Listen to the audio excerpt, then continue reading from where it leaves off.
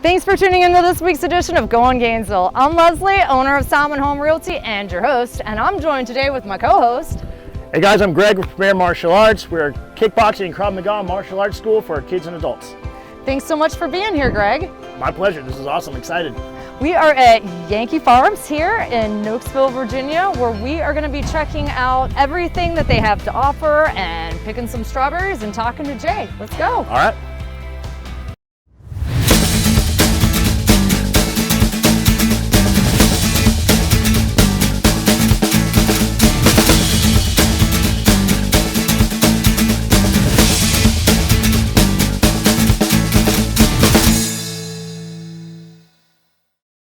So here we are with Jay Yankey, the owner. Thanks for having us out to your farm today. Thank you all for coming out. I know that strawberries are on everybody's brains right now. You guys do pick your own strawberries, but why don't you tell us everything that you guys do from that to other things on the farm that people might not know about? Sure. So we've got pick your own strawberries going on right now. That's our spring thing that we always have going on. So that usually is sometime May, runs into early June. We're having an extra long season this year. Looks like we're going to go later into June than we normally would. On the farm, we also raise pork and beef for freezer sales. We have a CSA, have about 150 member CSA. So that's a community supported agriculture. So basically people sign up at the beginning of the year, get a box of vegetables, and runs on into the fall. And then we also do a roadside stand over at our place on Glenkirk Road, a little closer to Gainesville. So for during the summer, from basically the months of July and August, we have our homegrown sweet corn, tomatoes, watermelons, cantaloupes, all sorts of other produce. And then we get some produce, our peaches and other tree fruit from our friends over in the Shenandoah Valley. And so we have that for sale at our little stand there on Glenkirk Road as well. Awesome. We know everything we need to know. I'll see you later. No, I'm kidding. I need a list to remember all those things. Like that's a lot. I need like a menu. Like you go to the store. Right? Yeah, that's a lot. How many acres do you guys have? We farm about 150 acres here in the Nokesville area.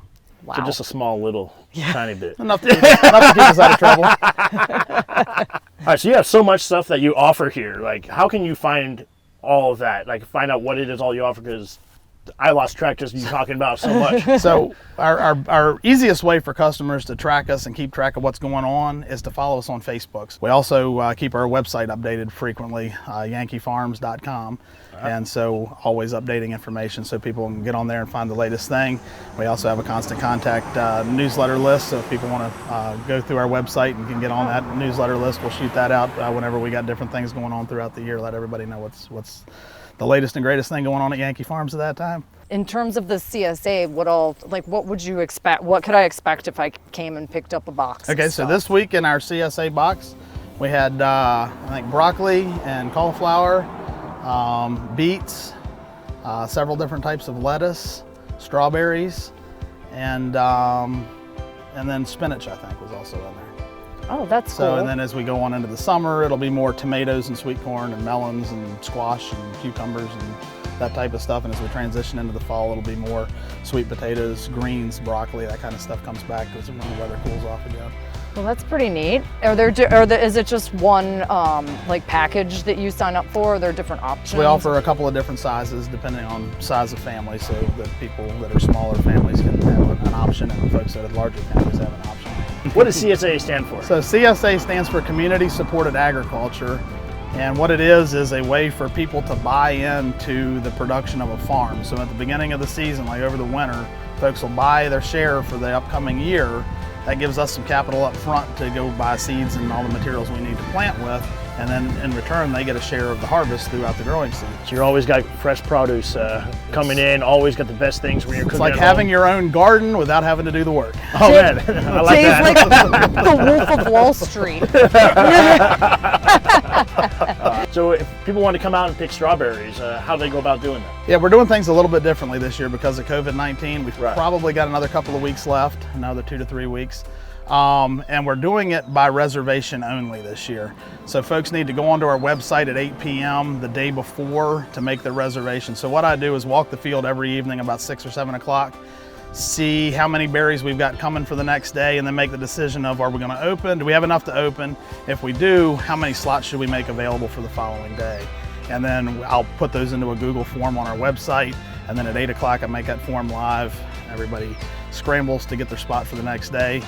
It hasn't been perfect, but it's been working at keeping everybody safe out here in the patch. That way what we're doing is offering a couple of slots every 10 minutes through the day for people to arrive, so that when they come here to check in, we're not getting a huge crowd backing up, so that we can then once we get them out in the field, we got 2.5 acres to spread people out. Right. We put them, assign folks to a row. There's nobody on either row beside them, so it's a really safe environment for folks to be able to come out, get some fresh strawberries, enjoy some fresh air, get out of the house for a little bit. So with all that, there's so much stuff you must be doing every single day. Like, is there like a highlight each day that you're looking forward to? Like, this is the day that I can't wait till this part of the day.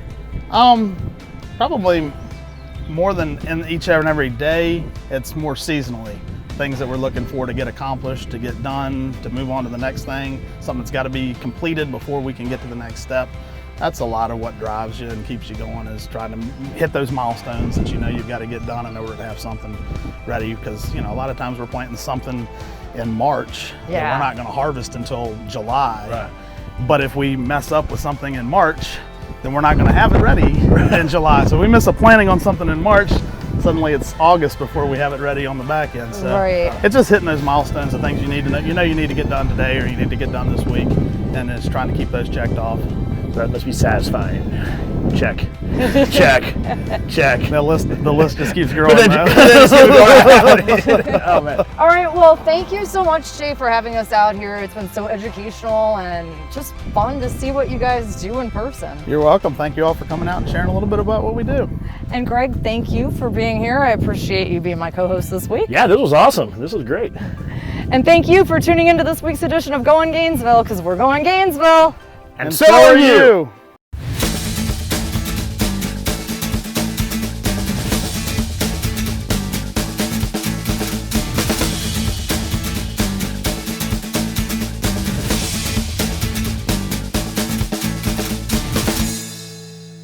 Make sure you tune in with me, Victoria, with Going Gainesville's Rapid Fire segment.